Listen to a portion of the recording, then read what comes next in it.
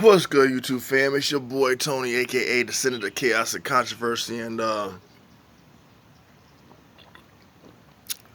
want to do a video in regards to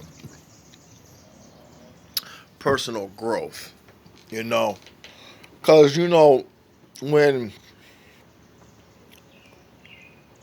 you have YouTube that many people tune into, and you can't go down the timeline without coming across various content creators, um, myself included.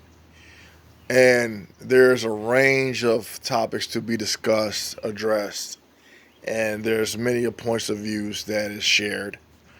Um, but there's very few that do things on a personal note, you know. Um, and one of the things that I try to put out there is that we aren't without sin, we aren't without flaws. Excuse me. And it had me reflecting on the whole cancel culture thing. A lot of people when they talk about certain instances that happen in regards to like law enforcement and the individuals who they come in contact with, how a lot of people like to bring up the past and look at their record and stuff like that, and with cancel culture, like people. I mean, but basically, what I'm trying to allude to is that very rarely do we judge people by the content of the character. We're quick to look at their actions.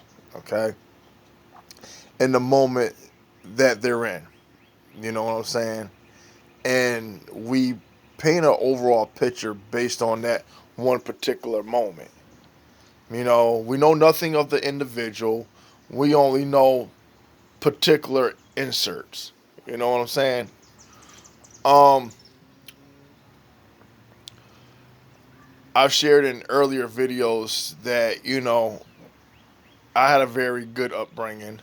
Um, I had my moment where I fell from grace. I've entertained um, shit in my life. I'm gonna just put it like that. I've entertained some unnecessary shit in my life, and I've made poor choices. You know what I'm saying? And you know, I think people forget that the path that everybody walks in their life is not going to coincide with everybody else's. Um, and our journey is our own. And people look at everybody else, through a particular lens. Um, they feel they have the right to judge, point the finger at, condemn. And it's crazy because how do you define growth if you don't go through the shit that you go through in life and learn through certain experiences and take away from them experiences, and learn what they call life lessons and stuff like that. Without when you get to a certain point in your life where you may have become that changed man or woman where you was looked at as being like, I don't know, a menace to society, so to speak, or a non-productive person of society, or a problem child, or someone with a tainted reputation and stuff. But then you evolved, you know, you grew from the person that you were. You shedded yourself of being that old man or woman, you know. But you got a lot of people that, okay, you got a lot of people who have a problem with, the past because of how it makes them look, right? I've been, that was the theme, that's the theme that I've been sharing throughout the past 2 or 3 videos, right? People having a problem with the past. But if those people have a problem with the past and they don't want it to be shared, brought up, talked about, why are those same people hypocritically have no problem bringing up someone else's past, pointing the finger at them, judging them, having other people sharing the same perception of a person. You know? And, a lot of people could say, hey, I can relate to, what you're going through. I understand what you're going through. I myself, once been in your shoes. How I overcame this particular situation. Nah. Instead, we want to hold people's feet to the fire and hold them hostage to who they were before, not who they are now. You know what I'm saying? And it's like, and then, a lot of these people, I want to say, that I find funny and hypocritical. A lot of these people are these self proclaimed Catholics and churchgoers and stuff like that, who I have a big issue with because they are the most judgmental people that I've personally come across.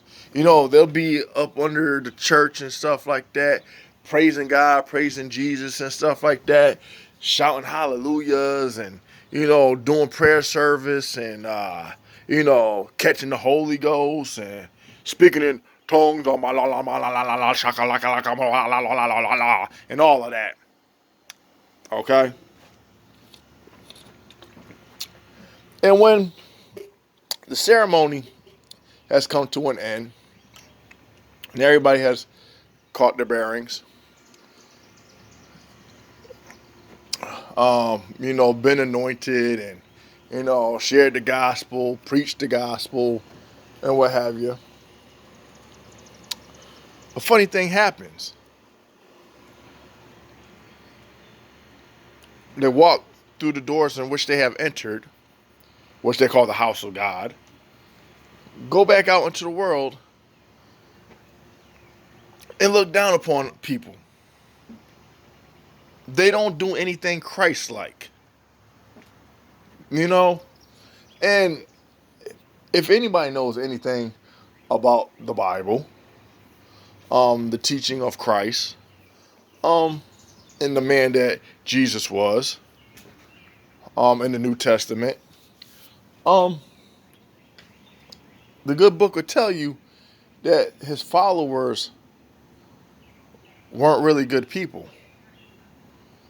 But he didn't take people who were without flaws, that were perfect in the eyes of their peers, so to speak.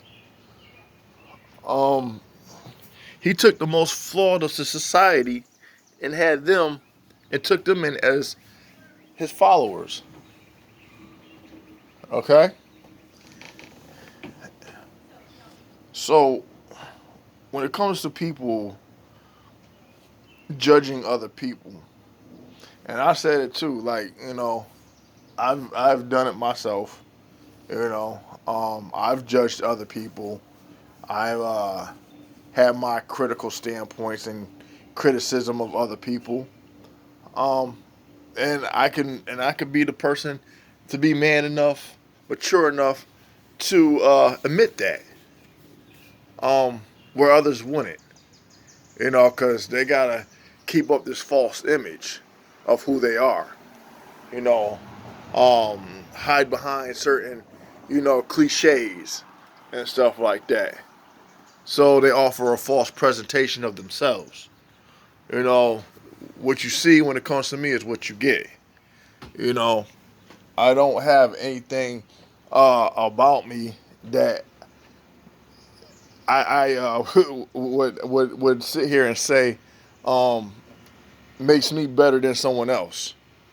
I don't come here tooting my own horn or sharing these videos saying I'm better than. I share an opinion. I share a perspective, and which is my own. People can argue my point of views. People can argue my talking points, and they have that right. They do. And what I say may not be true to form or factual. Most of it's based on my experience, some things that I've observed, most of what I've observed. Looking at everybody else's input and then formulating input of my own and throwing it back out there, you know? And, but like I said, I don't understand how people can dismiss another person's growth. You know, and especially people who they themselves, when they were growing up, they wasn't so uh, perfect in a manner of speaking. They too were flawed, was going through some troubled times, and they were of a particular character that wasn't so upscale. You know what I'm saying? That was questionable.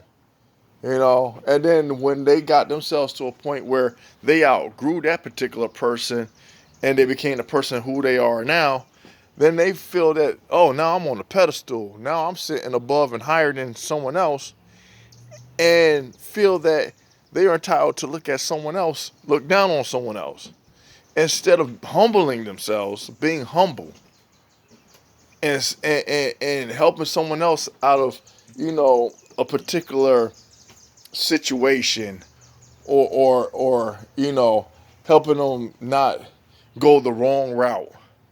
You know what I'm saying? Being a positive influence to them, not badgering them and making them feel like they're less than what they already are feeling about themselves. You know what I'm saying? Because you don't know what people are going through. You don't know if that person is coming from a broken home, what they have like endured, whether they've been physically beaten, verbally beaten, physically assaulted, and then they're carrying all of that weight with them out into a world that has more shit to throw in their direction. And instead of becoming their salvation, you becoming their damnation, so to speak. You know what I'm saying? And what these people come across all self righteous and stuff like that. Like, you ain't shit. You think that if let's put it this way. If you're one of those people who are religious, or if you feel that you believe there's a higher power than yourself, and I'll insert God into this particular segment, and you feel that when your day comes where you have to meet your maker, you don't think that he or she or whatever the entity is that has created us is going to look at your resume and see how you treated others? Because we all worried about the here and now. You know what I'm saying? And to be quite honest, we are all reckless with the here and now.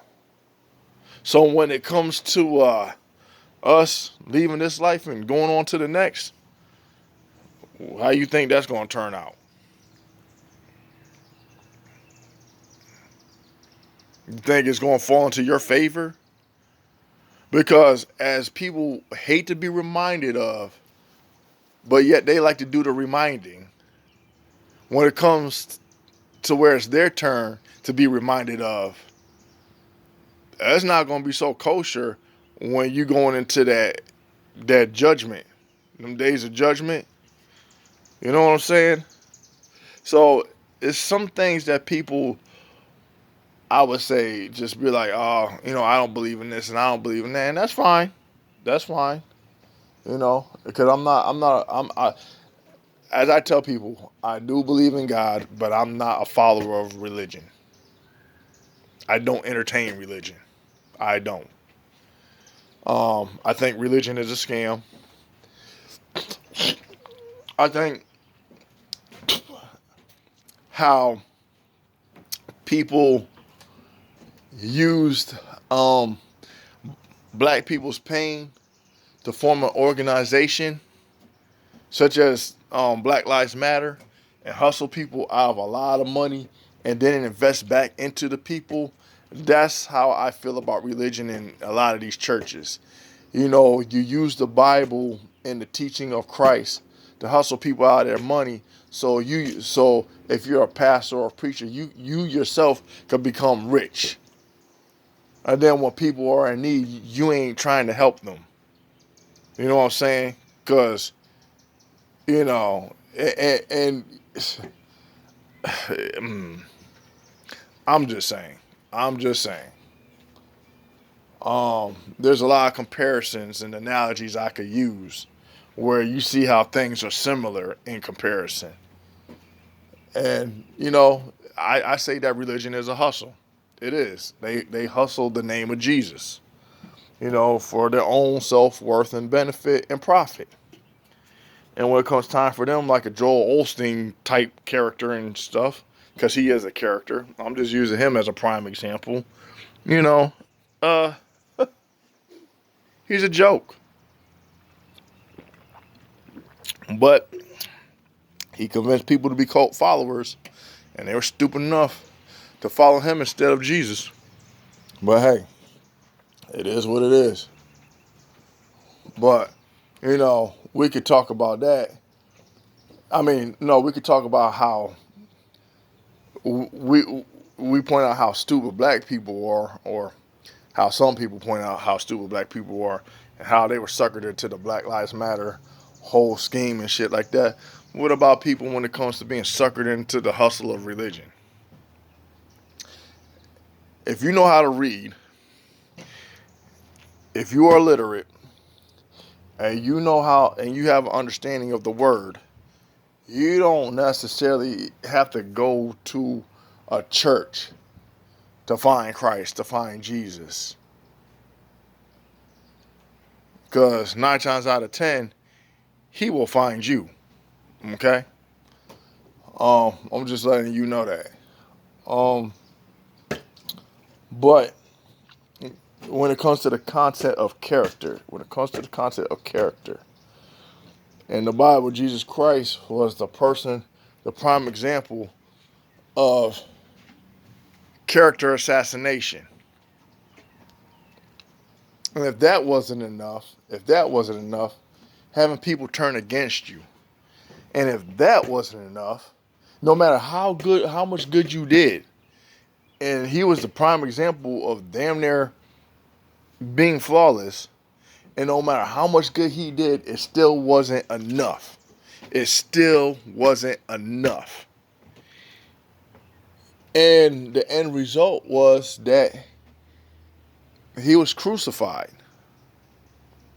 He was crucified by people who believed that they were better than him, believed that he didn't follow the laws, and as punishment, they made a mockery of him. If you claim to be king, let's crown you. And you know how that went, you know. But his place on the throne wasn't here on earth. We all know that. And he wasn't king of all this material shit that we tend to entertain as people. His place and his position of power wasn't of this realm. It wasn't. Okay? But he sacrificed himself. He allowed himself to be sacrificed because he felt that we were worth his sacrifice. When I talk in reference to black people and our ancestors and what they have sacrificed so we can have it good. What have we done to honor our ancestors and their sacrifice?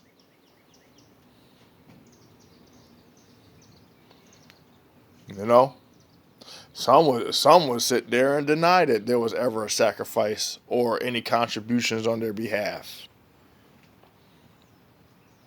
Okay? But and that's the thing. It's like, again, sometimes we have to reflect on the past. Isn't the teaching of the Bible somewhat history in a sense? But people even shut down people in the Bible acknowledging God, let alone Jesus. So if they have the power to do that, they have power to shut down and prevent and exclude anything else that they don't seem deem fit or they feel makes them feel uncomfortable. But what if people aren't comfortable with them?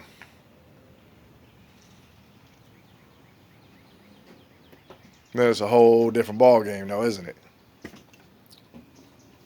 But I mean, again, going back to the concept of character,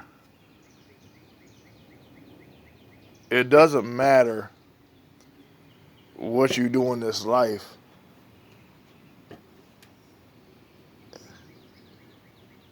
Trying to win over the approval of other people is what you do in this life. That are you okay with it? What have you done that was positive? You know what I'm saying? Because we can all entertain the negativity on one level or another. But what have we done that was positive? You know? And it's like I don't think there's much. I really don't think there's much. Because now all we do is see what we're subjected to, complain about it, don't look at the real cause and effect, and we're too busy assassinating each other. If it isn't, assassinating each other's character, it's literally assassinating each other. And I don't know. And I don't see how people are unaware of what has transpired.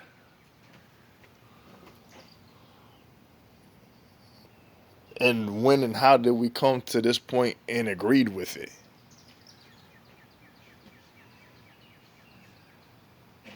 I don't know. I don't know. But it seems like we're just all running around lost with no sense of direction. Um, we all for self. We ain't about unity. Because clearly we entertain division. We never truly look at the man in the mirror because we're too busy looking at everybody else's reflection and instead of our own and seeing what type of person we are.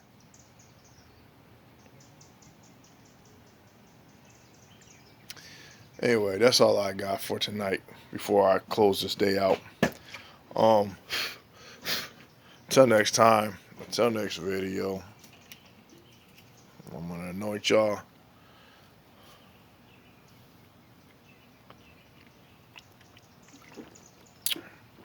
by saying good night.